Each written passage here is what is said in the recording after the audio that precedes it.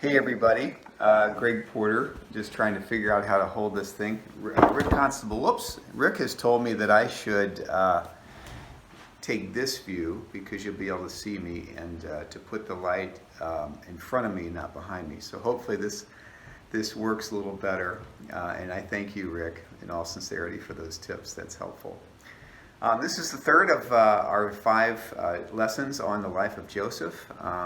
Last week we reviewed Joseph's life and the fact that my proposal was that the reason he was so competitive with his brothers and there was such tumult in their family was because they essentially worshipped the same idol, and that idols engender competition. And their idol, ironically, was their father Jacob, and frankly that's a pretty common idol for particularly a lot of men, but women as well. The power of a parent and the proclivity of all of us to essentially give them the power to name us and to determine the degree of worth and dignity that we have. So Joseph is sold into slavery to the Ishmaelites, and off he goes. He takes off from Dothan with, being captive in this human trafficking kind of enterprise that these folks are engaged with. And in chapters 37 and 38, just a quick summary of what transpires. When the word comes back that Joseph is missing, the brothers, more or less, they deceive their father, Jacob, suggesting that Joseph was killed by a wild animal, and he was taken by his traffickers, as we said, to Egypt. And we learn in chapter 38 that Judah, who is one of the older brothers, is frankly a hot mess, as is much of the family, which appears to be almost under divine judgment at this point. Things are very chaotic. And eventually, Joseph arrives in Egypt from Dothan. We don't hear much about the journey. We don't hear a lot about how he was treated. Frankly, we don't hear anything about the Ishmaelites and what that relationship was like between their captive, Joseph, and his captors, the Ishmaelites. What we do learn is that upon his arrival, Joseph is sold to a pretty impressive, high-ranking military official in Pharaoh's cabinet, Potiphar. Genesis 39, 1-6 tells us this. Now Joseph had been taken down to Egypt. Potiphar, an Egyptian who was one of Pharaoh's officials, the captain of the guard, bought him from the Ishmaelites who had taken him there.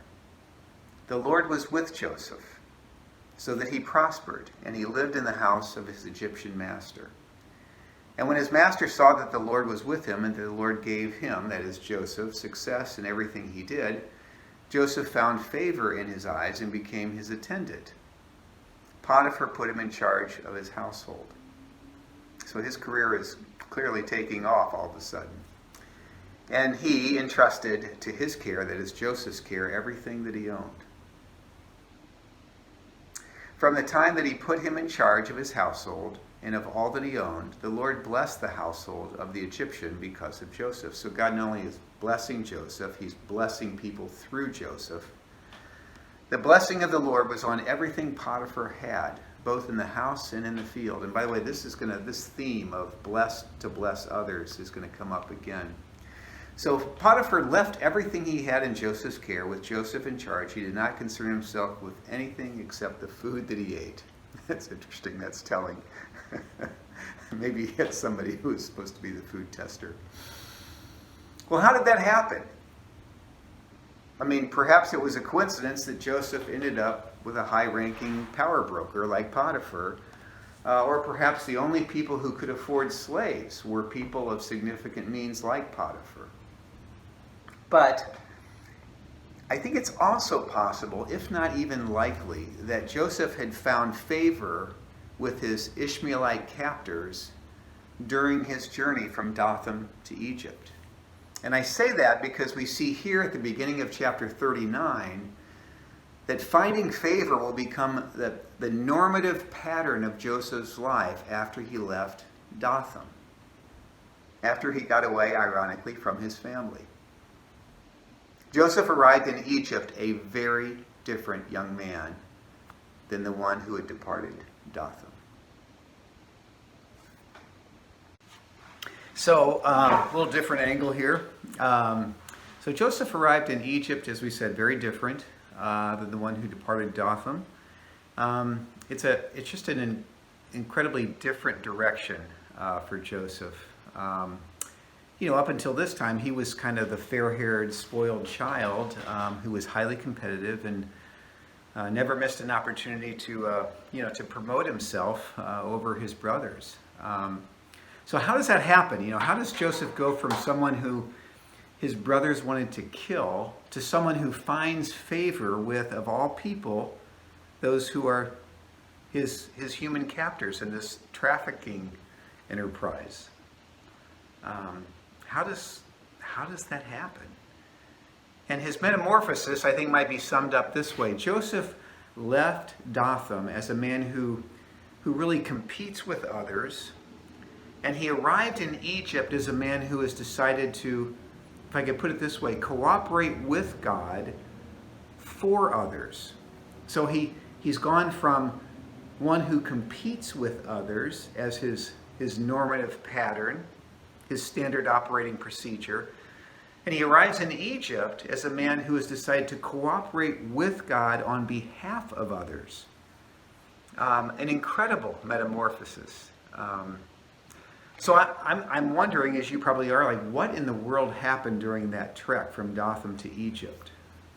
I mean, there's very little said, and so we're kind of left to guess as to what happened. But here's my guess.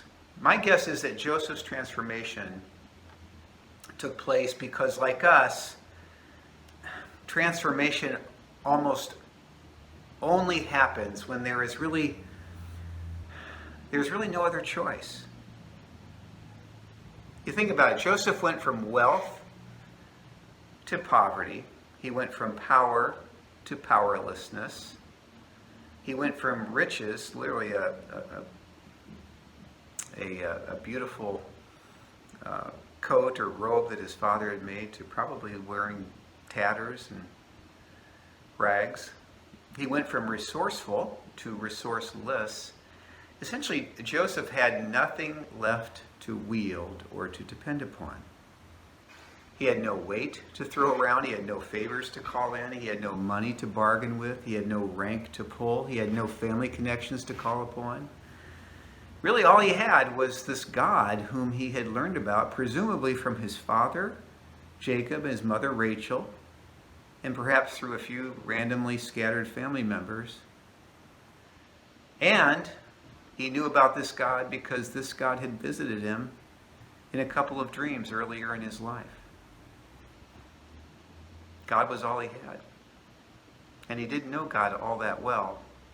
But when God is all you have, you make it a point to get to know that God.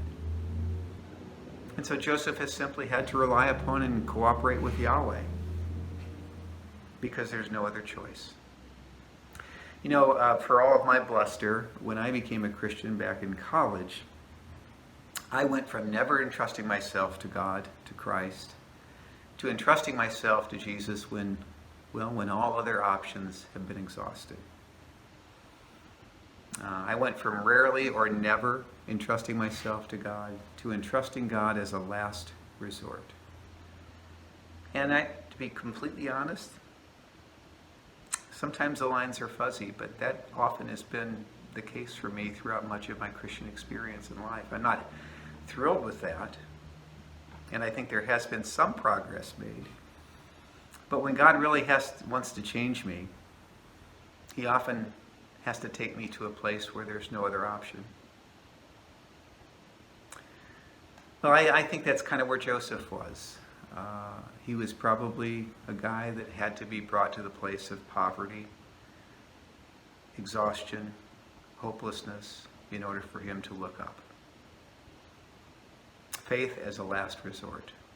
Or, better, Joseph resorted to faith. And I suspect that's pretty much where God has to take, again, many of us to break new ground in our lives. There was one author that I was reading about this that put it this way. He said, surrender doesn't really do it justice when he's talking about Joseph. Relinquishment under extreme duress might be more accurate. Isn't that true of Joseph? It's probably true for many of us. And isn't it neat that even though we still often operate that way, God continues to love us and bear with us and work with us and slowly but surely, incrementally give us the grace to start trusting Him, maybe as a next to last resort, or maybe a middle resort, or maybe in some cases a first resort. Faith by default. So Joseph is suddenly forced to enter the story that God is writing rather than writing his own story. He had no other option. He went from having God as a useful stage prop for his play, his story, to playing a significant role in God's story. God becomes no longer the stage prop, but the director of the story.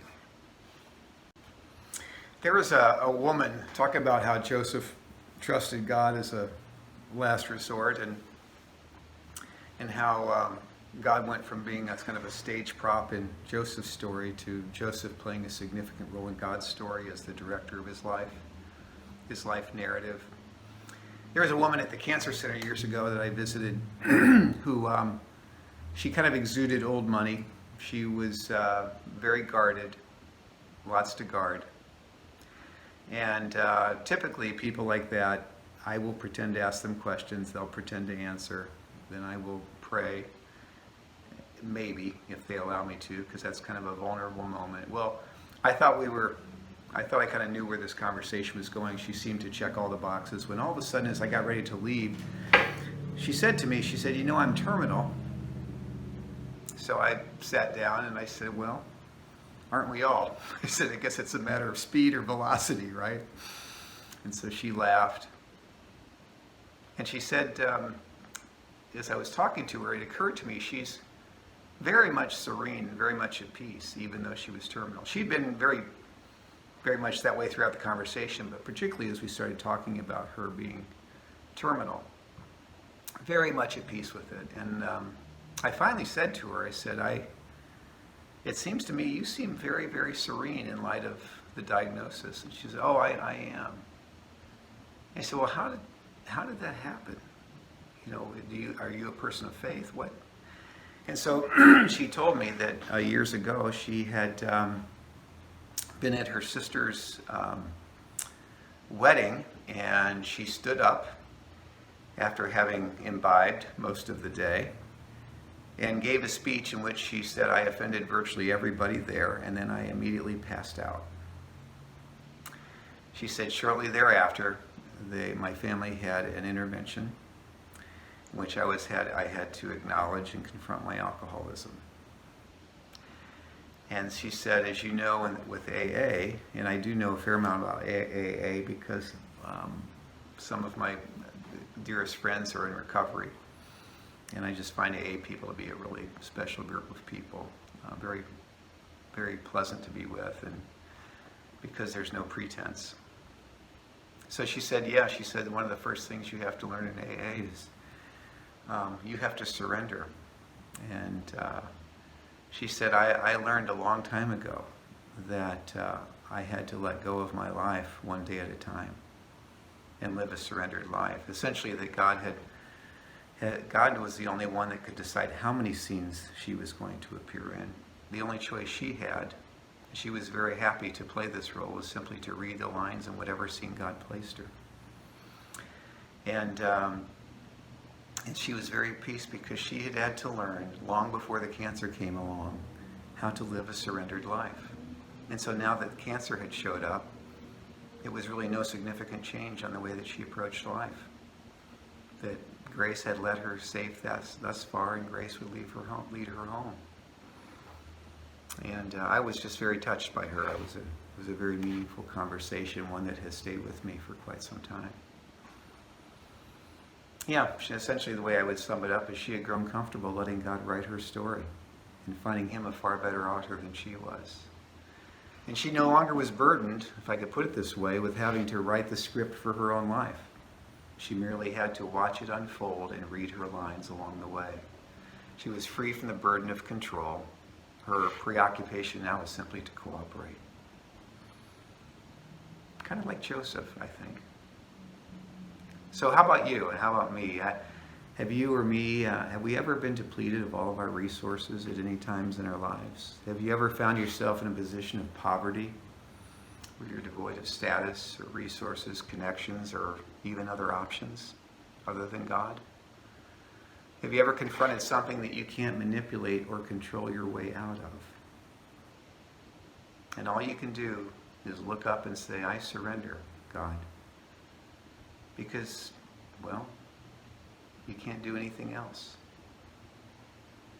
Maybe it was what brought you to that point was a life-threatening illness. Maybe it was a hostile boss who seems bent on making life a living hell for you. Maybe it's a spouse who has self-consciously rejected the Christian faith, breaking God's heart in your own. Maybe it's a family member who suffers from a mental illness that they simply refuse to acknowledge. Maybe it's a job market that fires and then excommunicates 60-year-olds like me. Maybe it's, reaching 30 and having no marriage prospects. Maybe it's a child who has no interest in Jesus or church, but a lot of interest in money and things in the fast life. Maybe it's an uncontrollable road rage that scares us as much as others. Maybe it's an addiction to pornography that entices and then shames us. Maybe it's a low-grade anger that erupts without warning and whose source we're afraid to explore but we can no longer ignore. We're impoverished and we know it. And if we're honest, we know that all we can do in those circumstances is to give up. We've tried everything else. All we can do is simply surrender and ask Jesus to do what we cannot do for ourselves or for others. That's kind of where Joseph was. I surrender. You write the script. Give me the grace to read my lines. So we have talked about how Joseph surrendered his life and how he let God write the script. But I think he went further than that. He doesn't stop at surrender, if you will. Joseph seems to go further. It's not enough for him to invite God to write his story. Joseph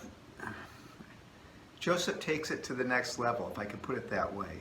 He goes further. He chooses to do something more in the scenes to which he's been assigned. He decides to play or to enact his assigned role in each of the scenes. He's not just a passive character that just shows up, letting God place him in the scenes that he wants, but he actually, in those scenes, he shows up and is happy to read his script, to play his role, whatever that assigned role is, which is always, in the end, something that seems to engender favor from other people. The other people in the scenes that he's in seem to respond very favorably to Joseph. So let's just take a minute and explore what his assigned role was. That is, what his lines were leading him to do.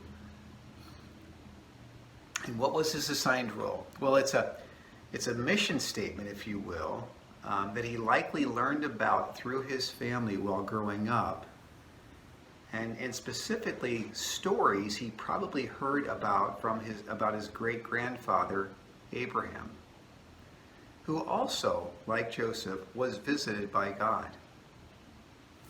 Well, during that visit, God gave to Abraham and to his offspring, and to us by extension, the role, the mission statement, if I could put it this way, that our very reason for living and drawing breath, that God wished them and us by extension to play in his story and history.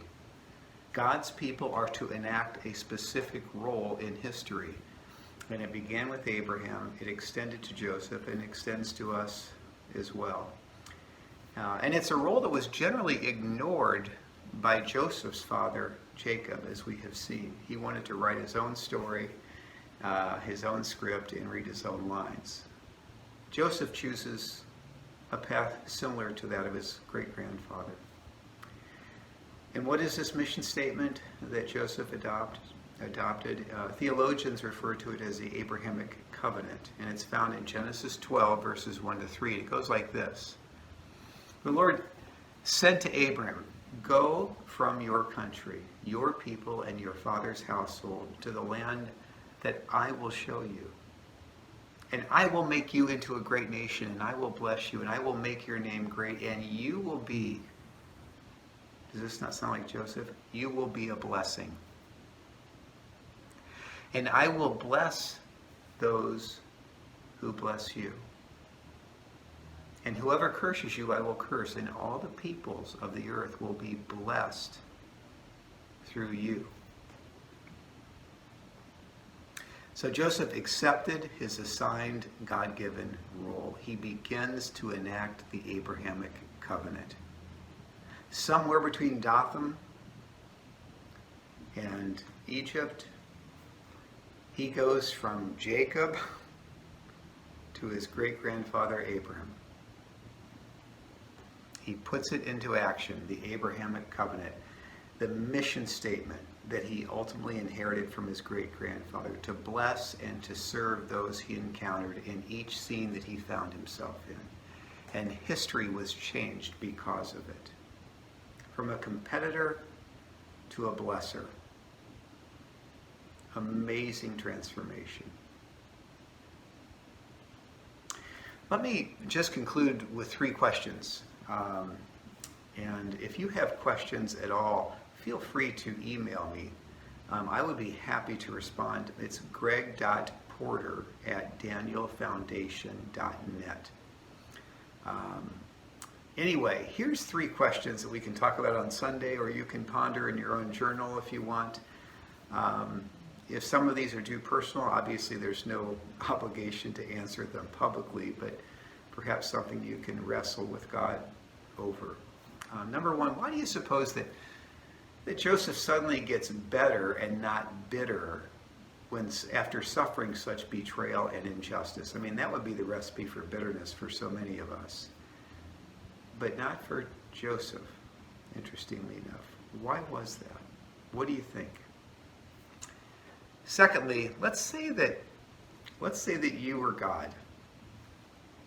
What, if anything, would you have added to the Abrahamic covenant? That is the mission statement for God's people, found in Genesis chapter 12, 1 to 3. Would you have added anything in there?